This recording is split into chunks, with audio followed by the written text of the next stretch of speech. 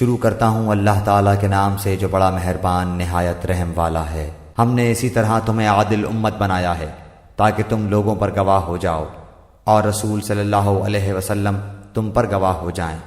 جس قبلے پر تم پہلے سے تھے اسے ہم نے صرف اس لیے مقرر کیا تھا کہ ہم جان لیں کہ رسول کا سچا تابعدار کون ہے اور کون ہے جو اپنی ایڑیوں کے بل پلٹ جاتا ہے۔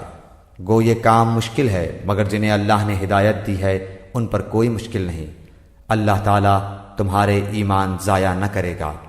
اللہ تعالیٰ لوگوں کے ساتھ شفقت اور مہربانی کرنے والا ہے۔ ایک آدمی نے رسول اللہ صلی اللہ علیہ وسلم سے پوچھا، کون سا اسلام بہتر ہے؟